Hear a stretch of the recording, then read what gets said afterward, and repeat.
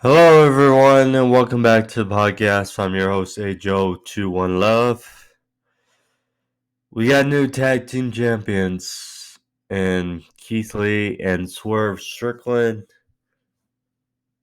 Very surprising outcome as of last night's AEW Fyter Fest. Night one was a damn good main event.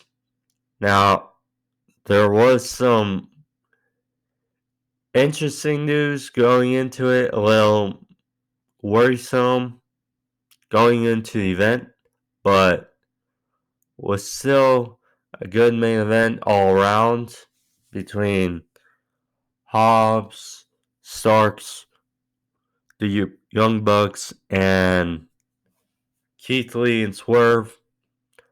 But nonetheless, it was a very good match to end with a surprising outcome. I think many thought the Bucks were going to retain the titles and perhaps go for Young Bucks FTR Part 3 for all the gold All Out, which was mentioned last night that All Out will take place last week of August, first kind of week, Sunday of October or September. So, got that to look forward to among all else, but we'll see. Got more of Christian Cage and Luchasaurus, which is always a good thing on AEW. We got a good promo by Chris Jericho. Also, the thing now, before I get into the whole review and Wardlow versus Orange Cassidy, one more thing about the main event. So, Jungle Boy, we have not seen in weeks. Jungle Boy, we have not seen in weeks. It really seems that he's injured, if you didn't already know. I believe they said it was a shoulder injury, but we have not seen him since. And, you know, the Bucks just won the titles a few weeks ago. And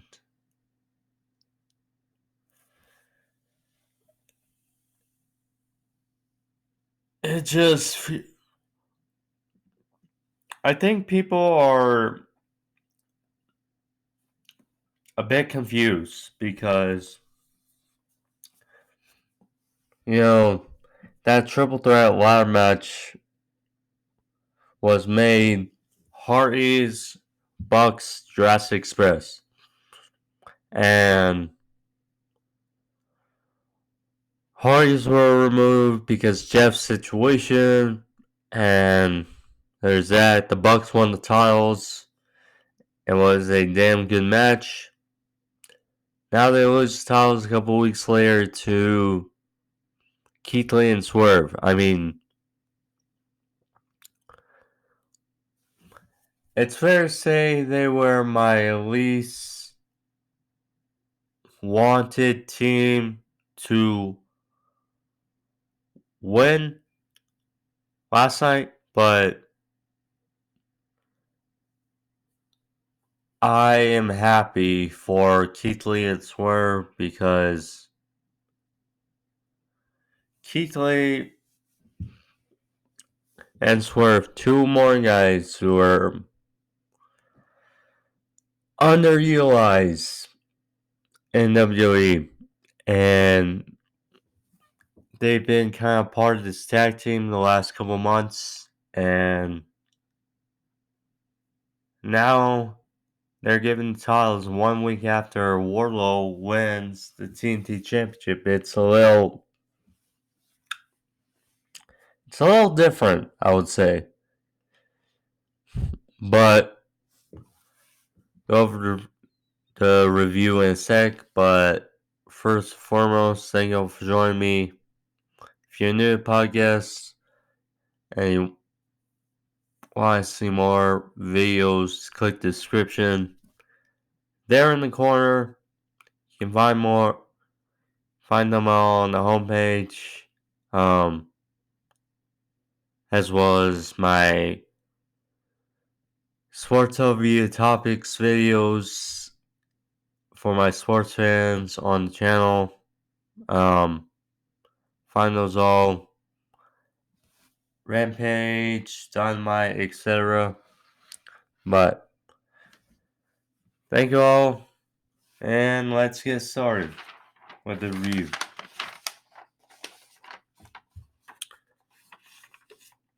So, AEW Night 1 of Fyter Fest. Start off in unique fashion. We got Orange Cassidy versus Wardlow for the TNT Championship. This match, it was a good quality match, but this match deserved. It almost seemed too early. I mean, hence same with the title change for Swerve and Keith Lee. But Wardlow massively over. Orange Cassidy very much over. You know, Orange Cassidy's been building momentum, nice string of momentum since losing in that match of the year candidate to Will Ospreay at Forbidden Door. But yeah, he beat Ethan Page, beat Tony Nese. I mean, had a fair showing in the Royal Rampage, but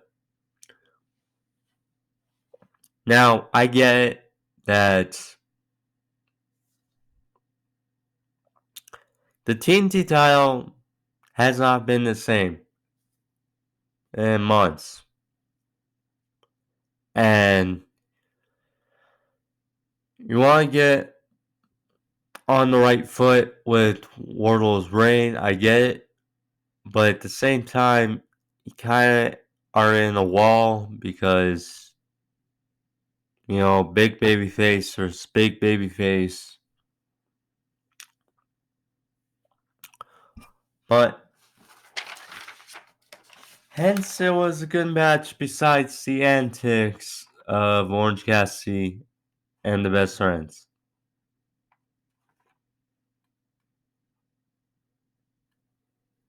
So, Best Friends, I mean, I'm definitely getting used to that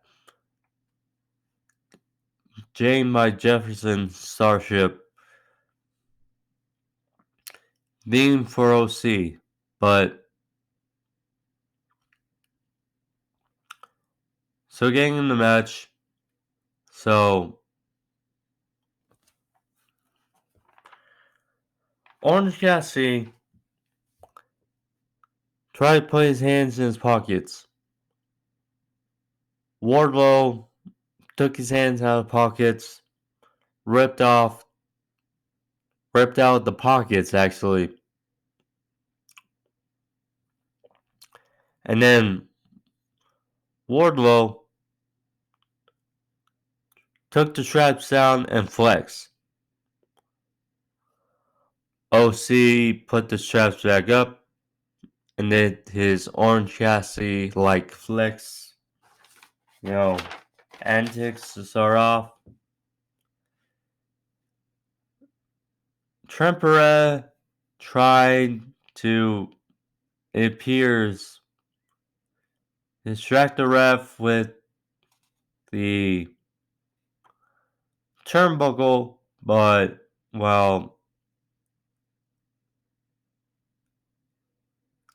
Chuck Taylor tried to slip in a chainsaw.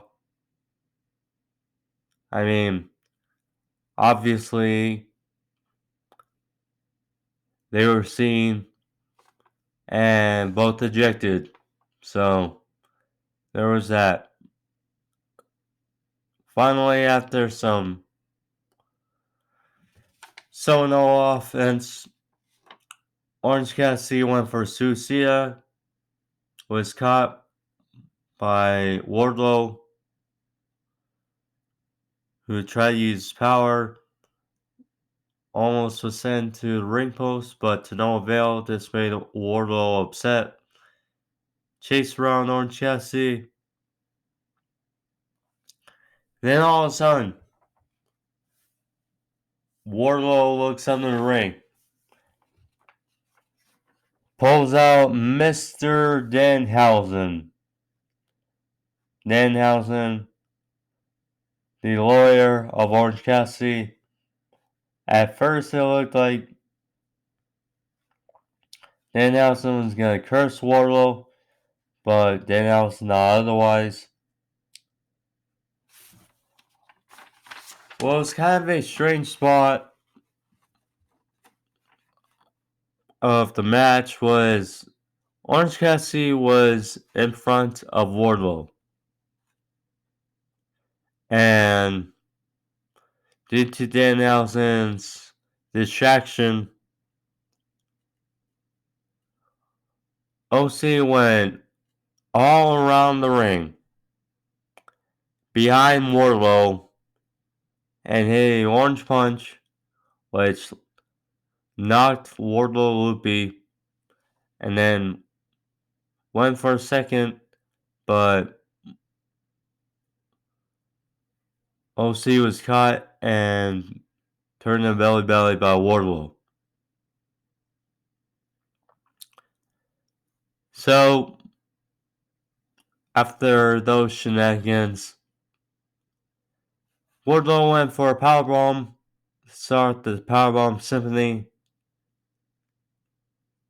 OC countered to a DT of his own, then hit a tilt-a-whirl DT for one count.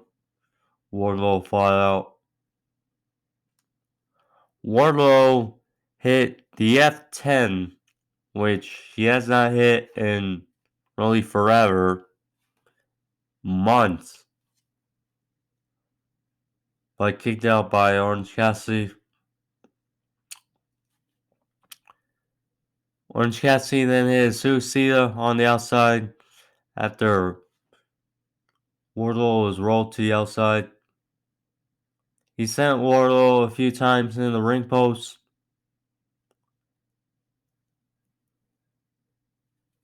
Hit a beast break back in the ring for a near fall.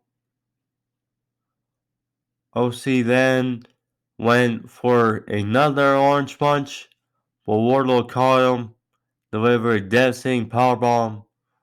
1, 2, 3, and Wardlow retains the TNT title. Again, this felt like a match it could have been built to. With how over these two are, with how big of a deal they could make it.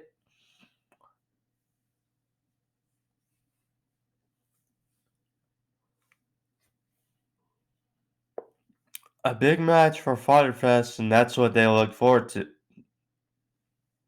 So, okay, I guess, but still, it felt like a match that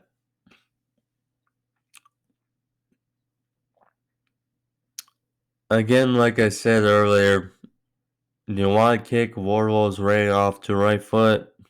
Well, have him meet some. He didn't have to face Orange Cassidy last night, but he did. Got the win. Alright.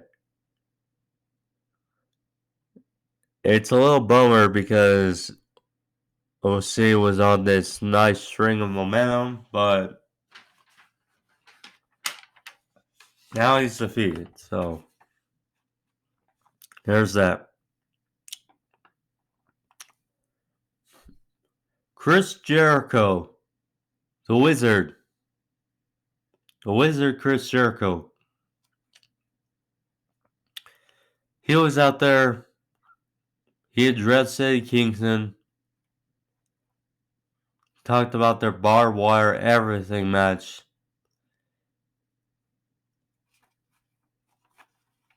He talked about Eddie saying that he does this for his friends. And he talked about what happened to his friends, saying that, well, Ortiz was shaved bald, and he took his dignity. That Santana was injured by the JS and Blood and Guts. Bryan Danielson, his acquaintance, was also injured by the JS, and we don't know we're gonna see him again. Ruby Soho got her arm crushed in the door by the JS.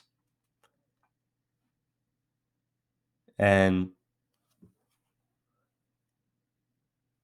Jericho said to Kingston, you better take more care of your chicks, dude.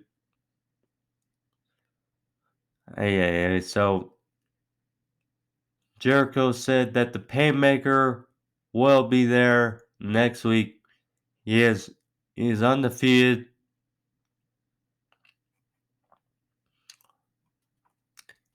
He's actually brung up his history in barbed wire matches, saying that he was in the first Canadian barbed wire match at the age of 22, and that he felt, despite all the agony and despite it all, the blood, he kind of enjoyed it. So Painmaker will be there next week against Kingston, and that Kingston's not a liar, he's just a loser.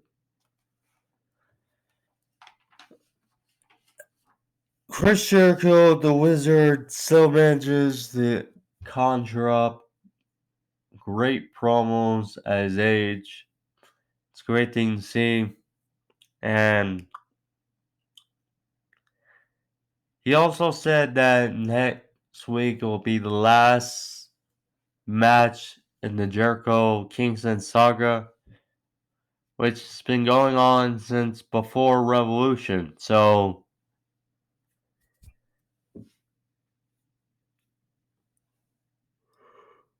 if people don't want to say, or people say that AEW doesn't have stories, it's been a good 5-month story between Jericho and Kingston. So I can only bet that next week it's going to be brutal.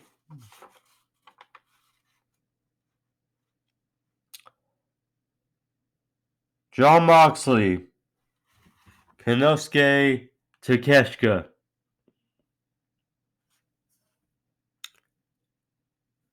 Very good match.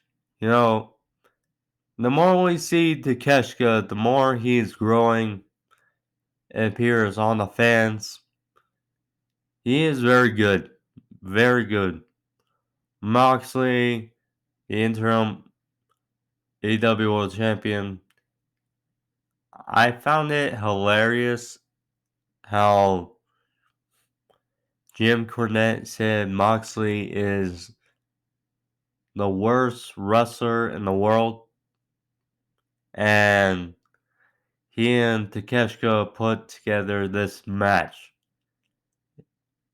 It is baffling, but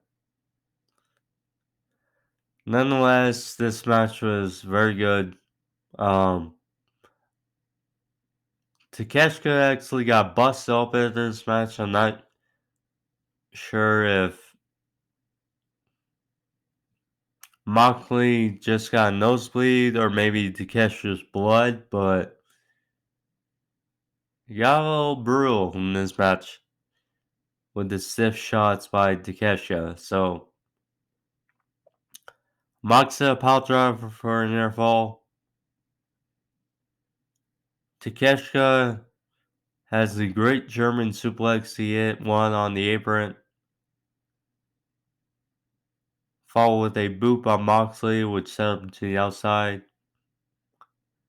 Takeshita then was busted open in the picture-in-picture break.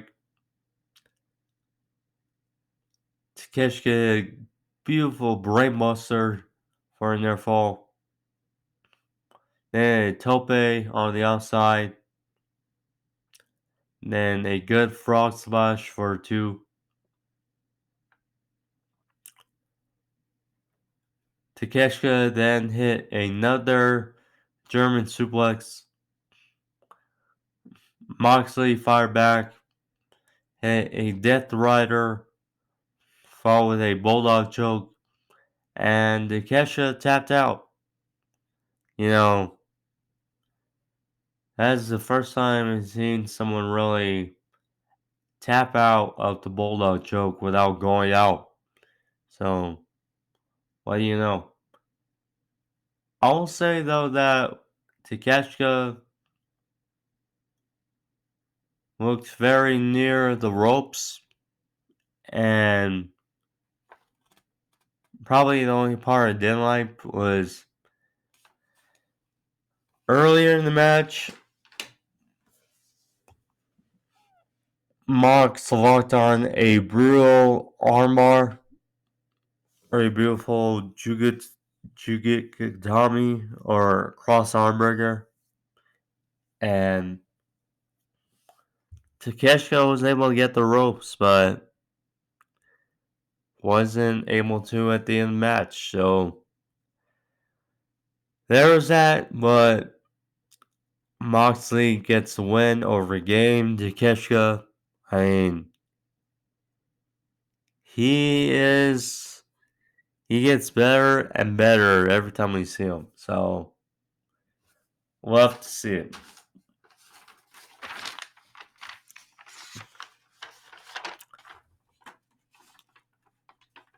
House of Black, they cut promo with Julia Hart.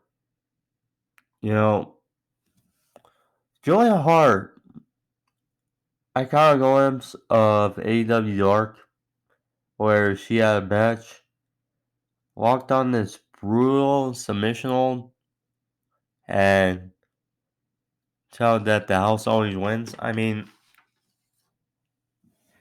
she's blending in more nicely for the House of Black. Now, Buddy Matthews wasn't in that promo. So I'm a little curious. Now,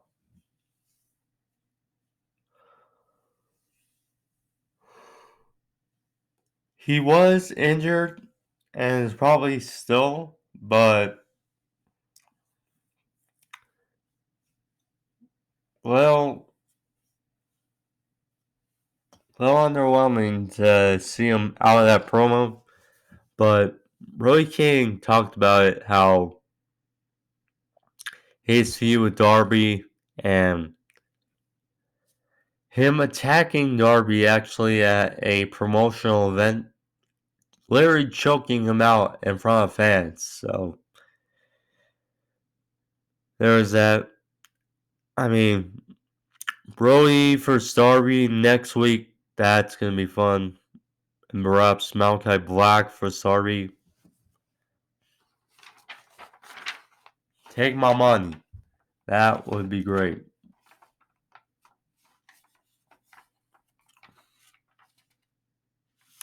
Christian Cage and Luchasaurus are out there. So, the Varsity Blondes were in the middle of the ring. Luchasaurus and Griff Garrison were set to go 1-1.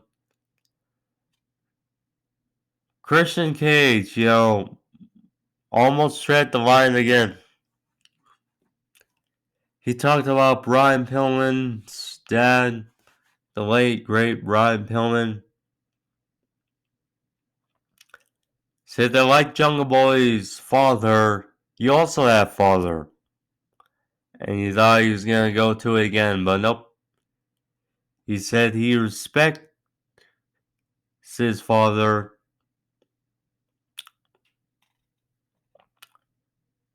And that, but he wasn't a multiple-time world champion like he was, Christian Cage. And then he went to Griff Garrison. Or actually, one more note. Chris said that Brian Pillman would have been sad knowing that his last contribution to the wrestling business was Brian Pillman Jr. And then he noted to Griff Garrison, saying that Griff Garrison posted something on social media this week, a pic of him, and they noted to the picture, and Christian Cage looked at Luchasaurus and saying, does Griff Garrison look like Jungle Boy? And all of a sudden they storm to the ring.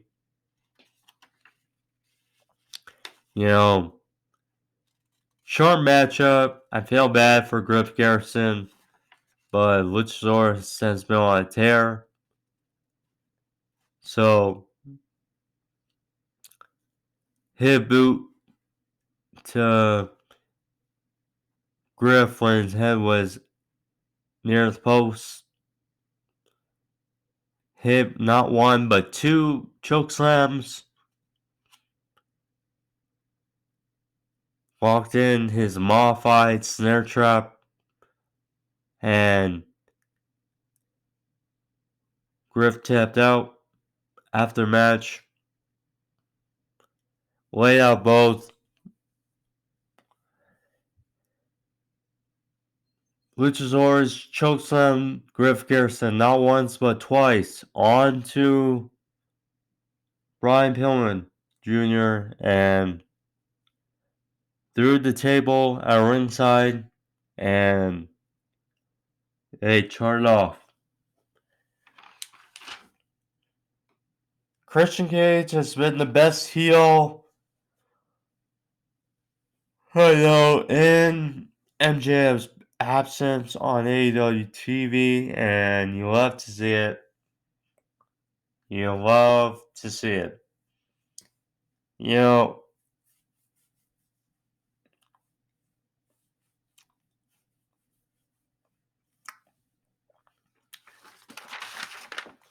Yeah, just crazy how good Christian Cage still is, but you love to see it. Hangman Adam Page, former world champion, was interviewed by Shivani, telling that he had a good performance in Royal Rampage, but was eliminated by Brody King. And Silvers and Reynolds came to see him, try to boost him up, and they challenged the the House of Black to a match on Rampage. Now, I didn't see it in the advertisement. I'm not sure if it's this Friday or next, but yeah, got nice match for House Black and the Dark Order.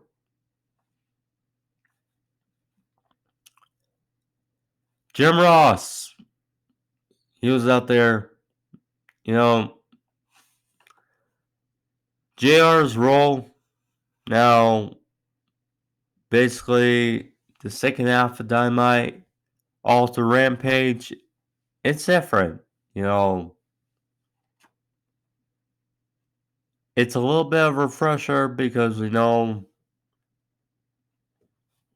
Taz is more upbeat these days than JR. Although, of course, JR's voice and intellect for commentary still and the business is still second to none. But it is a bit of a refresher hearing Taz more. And now for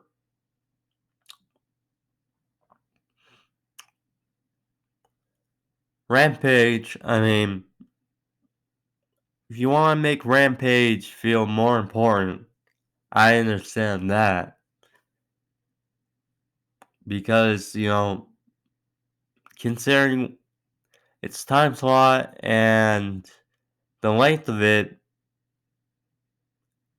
it's difficult. You know, still wish to move it to 2 hours, but still, whatever they can do to make Rampage feel on the same level, not the B show, I'm all ears.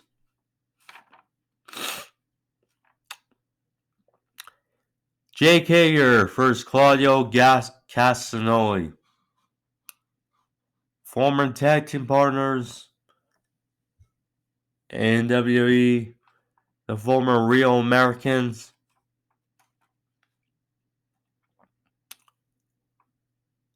Here in AEW, this was a solid, hard-hitting match. You know, both guys know each other very well. You knew, but both guys had a good showing. You know, Claudio hit 619. He hit a low bulldog for a near fall. They were basically just counter after counter for, because again, both guys know each other very well. Hager hit a Hager bomb for a near fall. Claudio had some big uppercuts. Hit a big one on the outside. He had high cross body back in the ring for a 2. 2.0 Matt Menard and Angelo Parker. They came out to distract Claudio. Claudio was hit by a big Uranagi by Hager for a near fall. Claudio went for a giant swing, but it was only 3. Only 3 swings. Locked in a sharpshooter, but Hager, thanks to 2.0, managed to break free.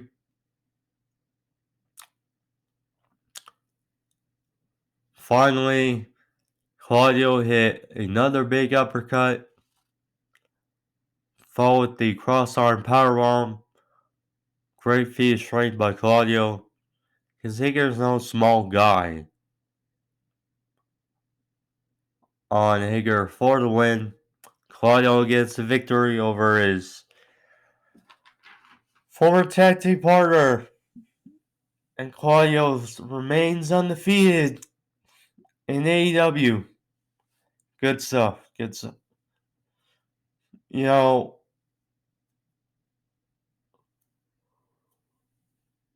excuse me. With Bryan Danielson injured and Jon Moxley being the world interim world champion, you'd think it put the Blackpool Combat Club in sort of a bind. But with Claudio and Willa Yuta, we have not seen them since obviously Blood and Guts. But he's going to face Daniel Garcia at Death Before Dishonor, which should be a fun match. But yeah, Blackpool Combat Club doing just fine.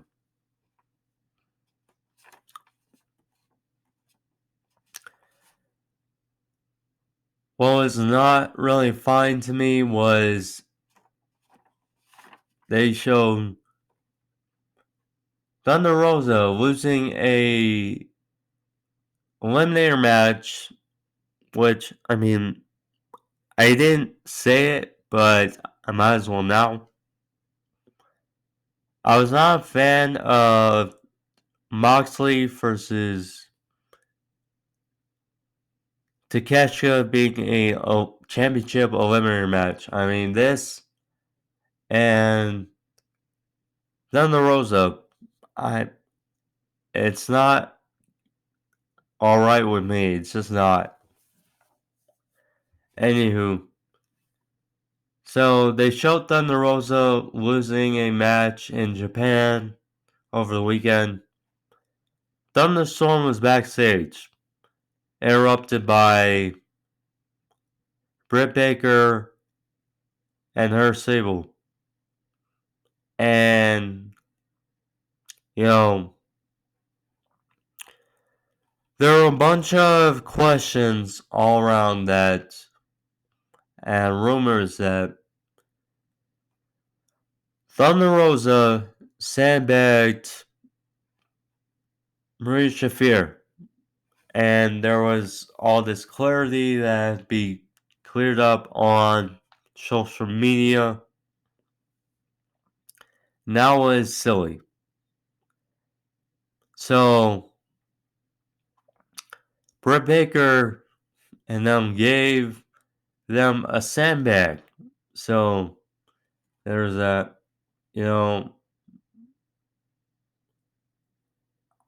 I'm not sure where the direction is now, but we'll see how it goes. I guess. Continuing with the women, we had 3 straight women's segments. So, Serena Deeb faced off against AJ. Okay match. Serena Deeb locked in the Serena lock for the win. Serena. So, afterwards, Mercedes Martinez came out for a save. It's all but confirmed, it seems, for Death Before Dishonor. Serena versus Mercedes. So, should be a good match for that card.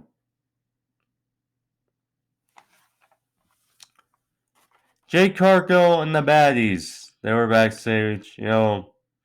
There's still tension between the Baddies and Layla Gray.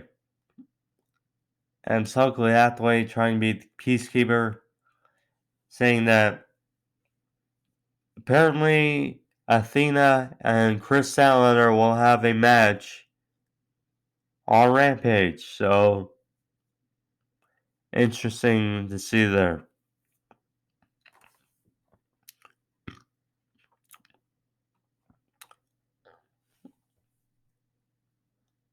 Some of the lineup for Rampage on Friday. So we got Jonathan Gresham versus Lee Moriarty for the Ring of Honor World Title. Gun Club will be present. Private Party versus the Lucha Brothers. Should be a good match.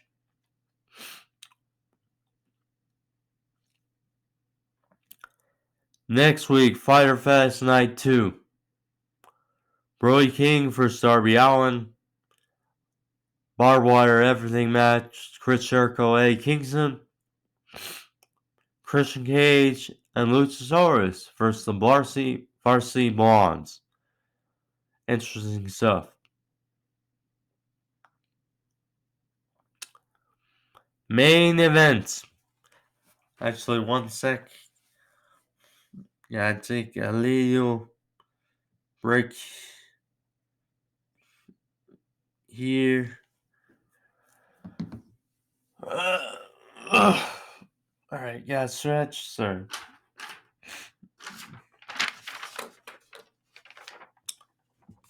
Now, main event.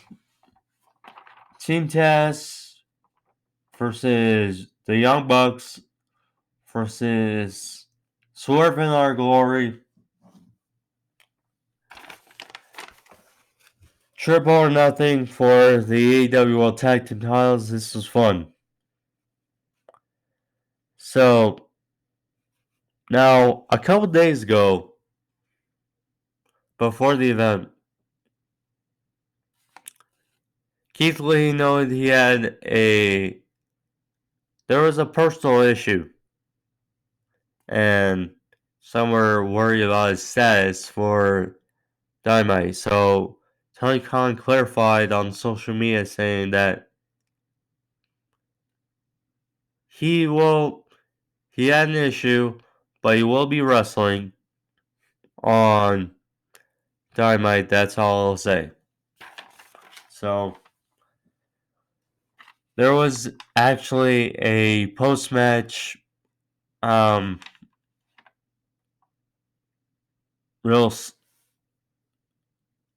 interview. Well, not really an interview, but Keith Lee knowing about on YouTube, which I'll get into in a bit, but the match was fun, with all 6 parties.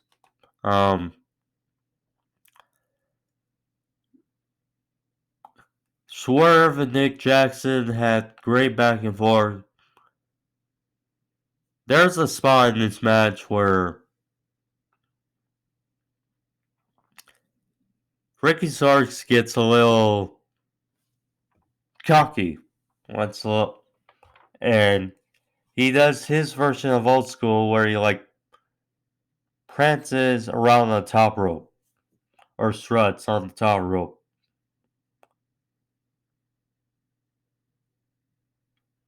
Nick Jackson was doing his version of old school as well.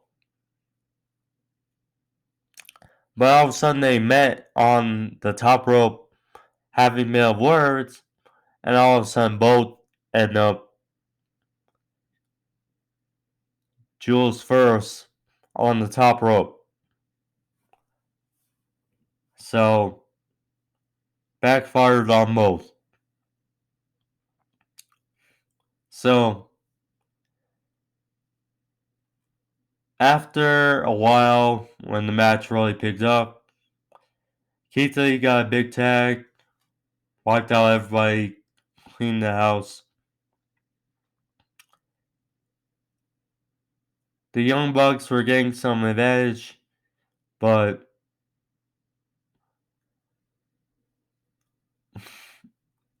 great spot. So Nick went for a tope on Hero, but was caught by Keith Lee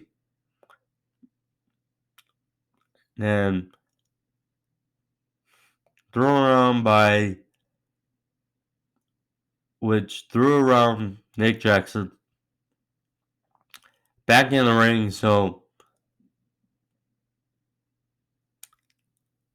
Matt went for his Northern Lights really suplexes, which is what he does. So no avail.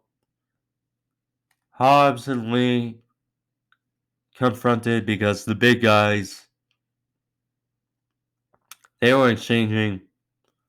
Hobbs hit they hit bodies really. Hobbs hit a big crossbody, attacked Keith Lee. He had big frog slash, a long frog slash for a good near fall. Great move by Team Taz. So, might have been Nick. So, the Bucks. So, Nick was on Hobbs' shoulders like a Bless me. So, Nick was on Hobbs' shoulders like a electric chair-like position. And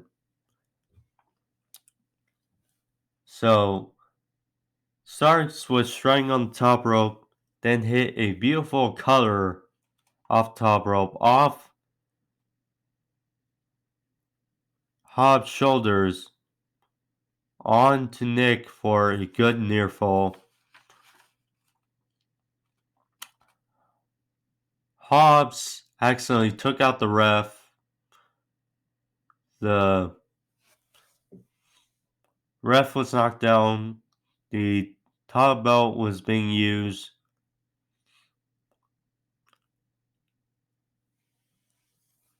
Matt hit a low blow, used a belt shot for a near fall. Then they hit a BT trigger for another 2, which broke it up. Lee and Swerve hit Swerve in Our Glory, the big stomp powerbomb combination for a near fall. Hobbs was going crazy. This was when I thought they were gonna maybe win the match, but to no avail. So Hobbs was spine bustering everybody. Starts a big spear, which was broken up, or for a near fall. So the finish match came. So Lee had a big pounce on Starks, and then with a tope by Keith Lee, he took out everyone on the outside. Swerve hit the Swerve stomp on Ricky Starks. 1, 2, 3.